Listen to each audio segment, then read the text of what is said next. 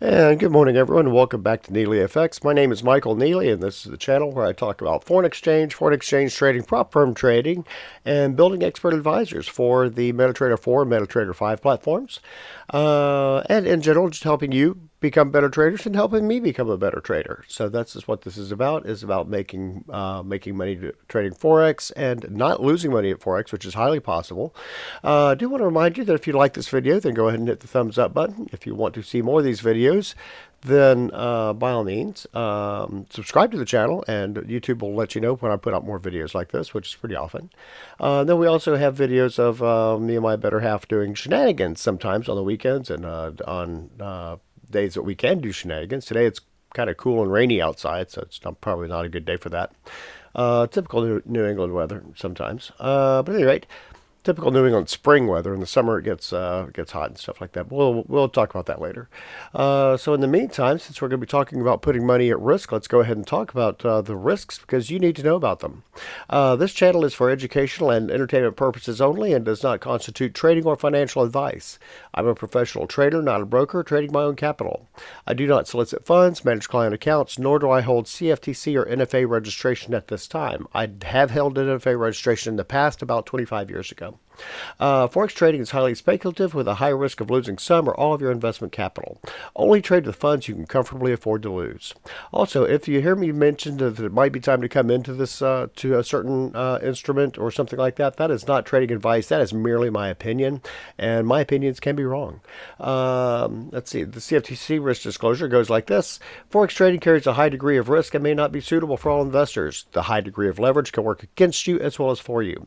Before trading Forex, consider your investment objectives, experience, and risk appetite. You could sustain a loss of some or all of your investment capital. So with that, let's go ahead and get into what we're talking about today. But first, let's talk about me some more. This is tradingforexforprofit.com. This is my website that I'm building right now. Need to get into figuring out some things. Like the news section, need to figure out how to automate the news section because I am not on the office all the time to put in the news. So I'll figure out how to do that probably today. And also running down the QA checklist still, which is taking a little bit more time than I wanted to. And then we'll get back into building it a little bit later. But you can start for free right now and go ahead and just put in this. You will not be getting any marketing emails at this time because it's not set up for that. Maybe later, but not right now. Let's see. In the meantime, but you can create your own trader workspace and become a better trader. We also have the MQL5 platform. This is my little neck of the woods on here too. These are my two EAs I've got out right now that MetaTrader 4 trader has got it's got an insane profit factor of like 12. However, it does not trade but I think it's put in 5 trades in 6 years in testing. So I need to work on that. Maybe even test it some more and probably rebuild it so it gets more trades and probably gonna have some losers in there too. So because right now it's testing like 5 trades a year, but all of them are profitable. So I'm going to have to tighten that up a little bit. The MetaTrader 5 version needs some work too. It's not near as profitable as MetaTrader 4. But at any rate, moving right along, I do have more on the way. As you can see right here, we are testing as we speak, and this one is much more profitable. This is a 2020 section right here. I'm still fascinated with trying to build a bot that can withstand the ups and downs of the 2020 cycles that were mostly man-made as we shut down the world economy. But at any rate, let's go ahead and look at some charts. See what's going to happen. Let's see what's happening today. What's going to happen today? I don't have any idea. Matter of fact, no one does, except maybe Larry Fink. Let's see. So here's the US 10. Let's talk about the US 10 since the US 10 and the US 30 were in the news yesterday because of the PPI coming in super hot.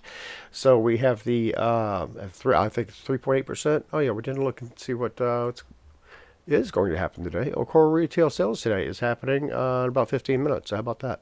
So that's something that we'll keep an eye on. Let's take a look at core PPI. It was up 1.4% for the month. Yikes. That's not good. Let's see what that looks like in the charts. Wow. It's way up there along in line with the inflation of the Biden administration. So we've got inflation coming on again. Great. US 10 is at 4.44%. That's where it's 4.5 is typically where the investment world starts freaking out a little bit. 5% on the US 10 we have, to my knowledge, never seen. I could be wrong on that. It could have been in the 80s, or pardon me, in the 90s. It could have gone up there. This database only goes back to 2007. So I think the US 30 was over 5 for the first time right now, for the first time since 1998 or so. So that's something to be concerned about, something to keep your eye on, because that's where the the interest rates come from for the mortgages. So that will keep the real estate sector tied down again. In the meantime, let's go down to at least in the United States, well, what's going on in the rest of the world. DXY is right here at 98.54. So it's just kind of hanging out. Not much movement as I expected in the DXY, which tells me that the S word is coming back into the news media called stagflation, where we have limited economic growth and high inflation. That's pretty much 1977 to 1979, right before the great big squeeze on interest rates that Paul Volcker raised interest rates to 21% and held them there for a year and a half, which pretty much did a lot of damage to the United States economy, but it did drive out a lot of inflation. So we were able to get on with the rest of our lives in the 80s and have a remarkable decade called the 80s. Wasn't remarkable for the rest of the world, but for us it was brilliant. Let's see. We have the euro versus the dollar right here. Still holding on to 117 pretty tightly. It's not really going anywhere. Pound versus the dollar, even though the British GDP came out overnight, and it did beat expectations. I think it came in at 0.3%, which is pretty stagnant. But at any rate, just a hair over recessionary. Let's see, back over here. Yep, just a little bit over recessionary, but hey, it's growth. Get growth where you can get it. That's on the big scale. It's not on the small. People in the streets are probably still not doing really well. Dollar versus the Swiss franc right here. Not really going bank blockbusters either, even with a high bond yields. So we're not having the influx of money into the dollar, the treasuries. As a matter of fact, we're having outflow of treasuries right now. That's why the yields are going up, as well as inflation stuff. Oh well, we also don't have a I don't have a huge hold on how the bond market works, but I know that there's some mechanics in there that I don't understand, because if you've got a higher yield, you're going to have a higher influx of money coming into the bonds. However, that's going to drive the yields down. So, I don't know. I'll have to scratch my head on that one a little bit more. Oh well, dollar versus the yen right here. Again, not really going anywhere. These are some of the quietest of Forex markets we've seen in a while, which means something cool could happen. Pound versus the yen right here. Again, not really going anywhere. Look at those little dojis. Not really going anywhere. Big indecision. Everybody's sitting on the fence waiting for something to happen. Oh yeah, we didn't talk about this. Risk off meter is at neutral at 61, and the currency pairs, dollar is the strongest currency, Aussie is the weakest, and everything else in there is a mix. Swiss franc's on top. How about that? Dollar versus the Canadian. Might be time to consider that. However, it is creeping up on this resistance area right here called the 2026 Open. We'll see if that holds or if that breaks down. Again, not my favorite currency pair to trade, because it's like watching paint dry. We have the Canadian versus the yen. Also, not really anything going on. Ooh, look at that. NYMEX is down under 101. So the NYMEX crude oil is down under 101, which is under 100 as a matter of fact. It's at 99.84. Might as well call that 100, because I'm sure it has the potential to surge higher unless China wants to get in on getting Iran to back down. Let's see, 72. Aussie's over 72, but holding. Gold, starting to pick up a little bit, 47.06. So there's something we don't know that's happening. Is that the oil is coming down and gold is going up, which means we might have some more peaceful turnout in what's going on in Iran than we're ready for yet. So that means we'll have a weaker DXY and maybe some action in the dollar versus the yen today. Platinum down, gold up, platinum down. Interesting.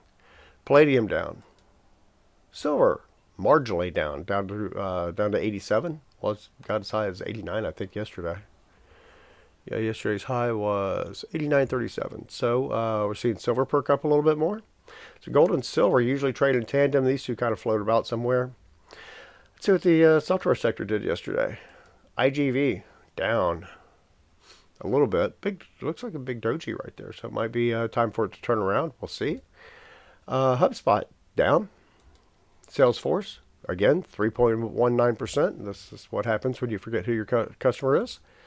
Intuit is down, 371. They are actually calling their customers now, trying to make sure they're still alive and paying and using their platform, which means I need to use their platform today, come to think of it. GoDaddy, right there at one point, I put that on my to-do list for today. Let's see, GoDaddy's right there at 1.9, down 1.9%.